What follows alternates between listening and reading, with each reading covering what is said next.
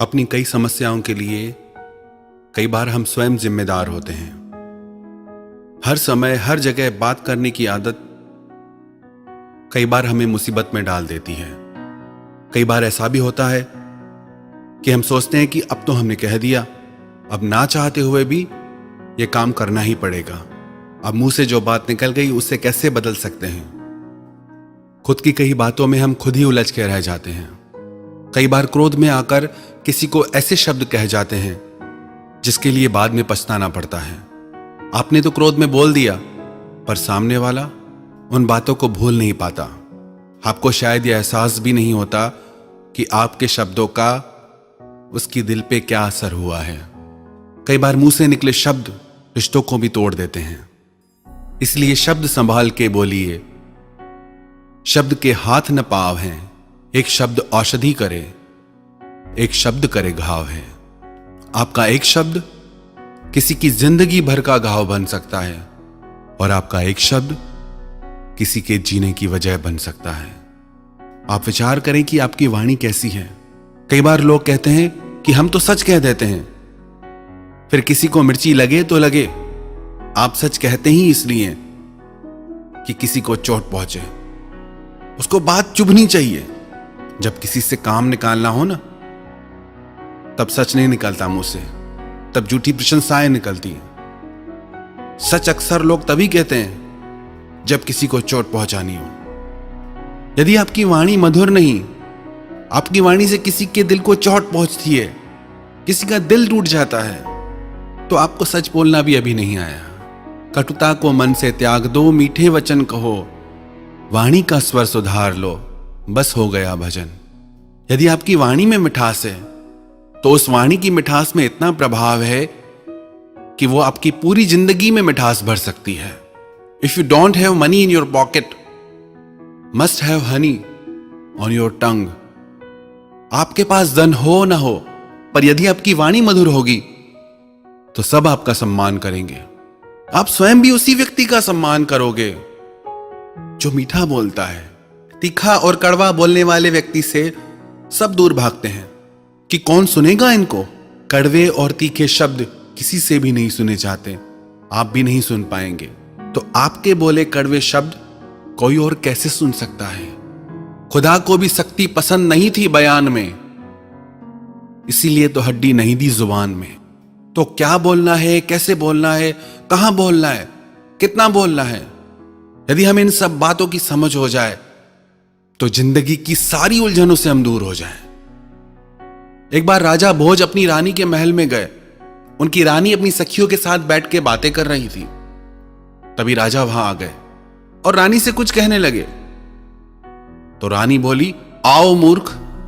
यह सुन के राजा को बहुत बुरा लगा कि रानी ने मुझे मूर्ख क्यों कहा।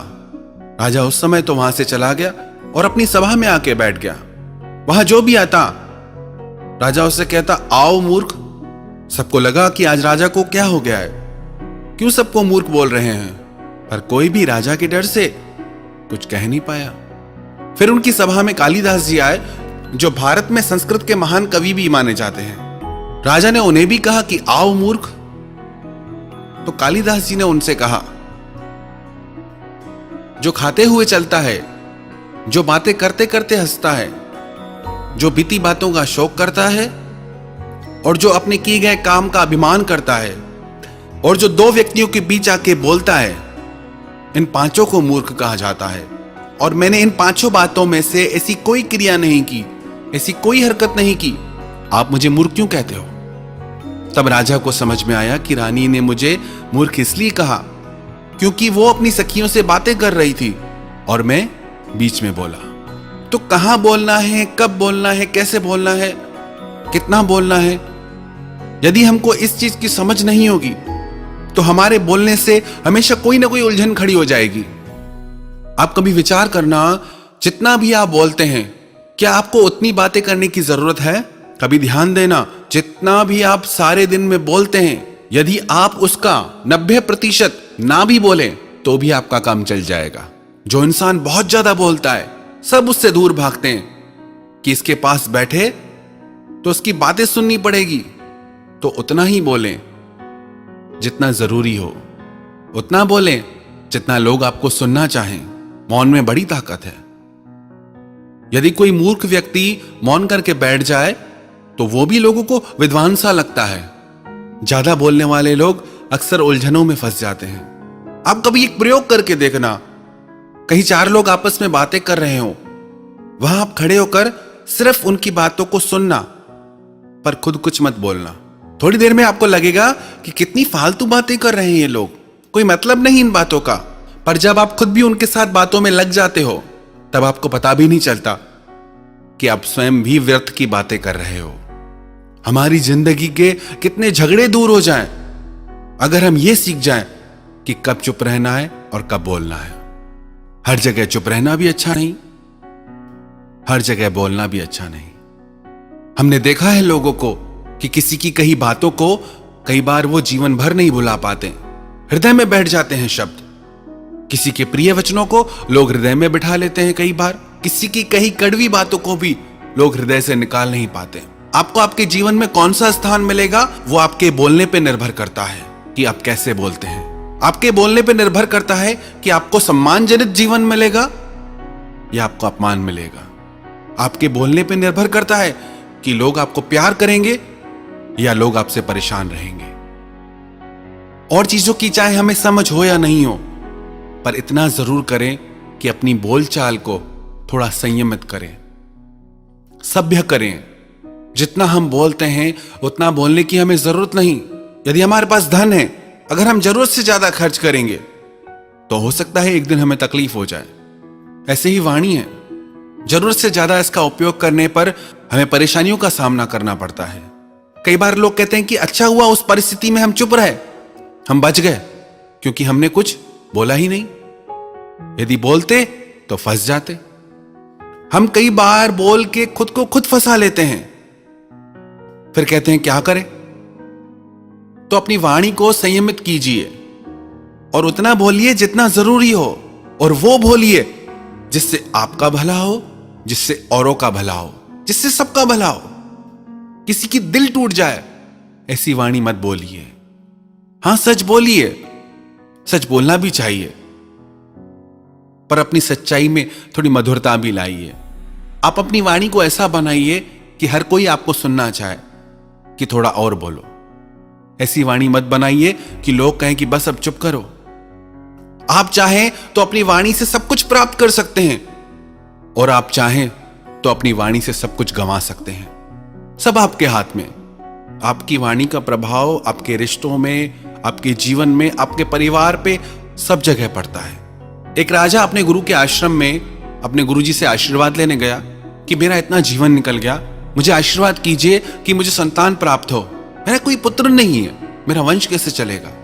तो उसके गुरु ने कहा कि तेरे प्रारब्ध में नहीं है, तुझे पुत्र नहीं होगा। राजा रोता रोता बाहर आया तो शिष्य ने पूछा क्या बात है। तो राजा ने बोला मेरा कोई पुत्र नहीं है, मैंने गुरुजी से कहा कि मुझे पुत्र चाहिए। तो गुरुजी बोले तेरे प्रारब्ध में संतान है ही नहीं।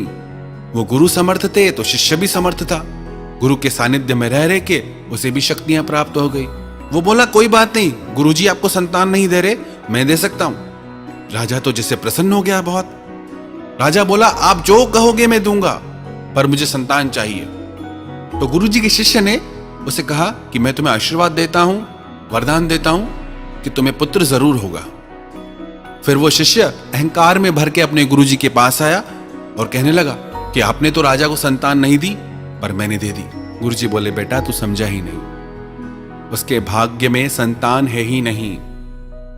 अब तूने आशीर्वाद दिया है, वरदान दिया है, तो तुझे ही इसका पुत्र बनना पड़ेगा, क्योंकि उसके भाग्य में तो है ही नहीं।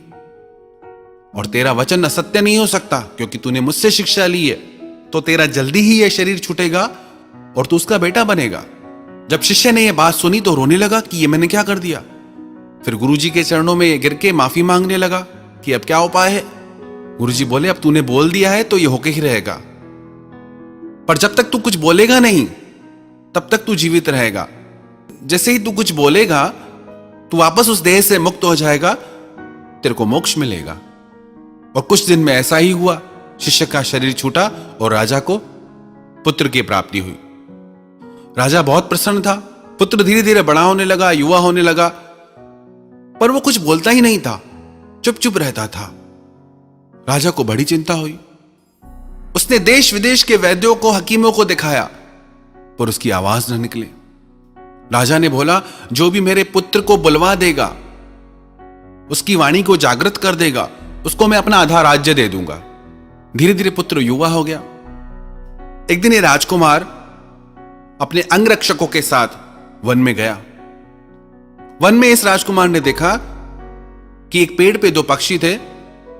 वहां एक शिकारी आया, उसने एक तीर चलाकर एक पक्षी को मार दिया, पर उसे दूसरा पक्षी दिखा नहीं, क्योंकि वो छुप के बैठा था। पर थोड़ी देर में उस पक्षी ने आवाज की। जिससी आवाज की, उसकी आवाज पे शिकारी ने दूसरा तीर चलाया और उस पक्षी को भी मार गिराया। यह देख के वो राजकुमार चिल्लाने लगा, बोलने लगा कि बोला तो मरा, बोला तो मरा। कई बार उसने ऐसा बोला। सब अंगरक्षक ये देख के चकित रह गए। वो राजा के पास दौड़ के आए कि राजकुमार बोला। तो राजा ने अपने बेटे से कहा कि बोल के दिखाओ, पर अब राजकुमार कुछ बोले ही नहीं। तो राजा को लगा अंगरक्षकों ने मिलकर ये योजना बनाई है कि झूठ झूठ हम राजा को बताएंगे और आधा राज्य प्राप्त कर लेंगे। राजा ने कहा कि आप लोगों ने झूठ बोला, इसीलिए आप सब लोगों को मैं फांसी पे चढ़ाऊंगा। जैसे ही राजा ने यह फरमान जारी किया, तो अब राजकुमार फिर बोलने लगा कि बोला तो मरा, बोला तो मरा। अब तो राजा भी हैरान हो गया कि राजकुमार बोलने लगा और बस एक ही शब्द बोलता जाए कि बोला तो मरा। तो राजा ने कहा कि आप ये क्या बोलते हो? आपने आज तक जीवन में बात नहीं की और आप बोलते हो बोला तो मरा। तो राजकुमार बोला कि मैं कोई आपका बेटा नहीं हूं, मैं उस गुरु का शिष्य हूं जिसने आपको वरदान दिया था। गुरुजी ने आपको मना किया, पर मैं बोला तो मैं मरा। मुझे आपका पुत्र बनना पड़ा। वन में एक पक्षी पेड़ के पीछे चुप के बैठा था, पर जैसे ही वो बोला, वो भी शिकारी के हाथों मरा। इधर ये अंगरक्षक बिल्कुल सुरक्षित थे, पर जैसे इन्होंने बोला मेरे बारे में, तो इनको भी फांसी लगने लगी।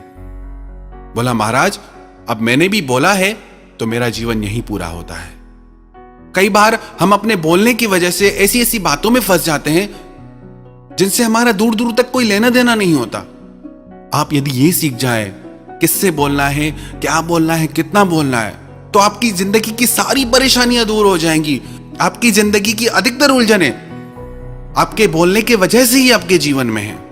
माता पिता से क्या बोलना है, गुरु से क्या बोलना है, बच्चों से क्या बोलना है, बीवी से क्या बोलना है, मित्रों से क्या बोलना है, समाज से क्या बोलना है। हर किसी से आप एक जैसी बात नहीं कर सकते। ये विवेक यदि आप सीख जाएं, तो आपका जीवन संवर जाए। तो अपनी वाणी को सुधारिए। यदि आप अपनी वाणी सुधारेंगे, तो आपका जीवन भी संवर जाएगा। यदि आपको बोलने की कला आ जाए, तो आप दुनिया जीत सकते हैं। यदि आपको बोलना आ गया, तो पक्की बात है, आपको जीना आ गया।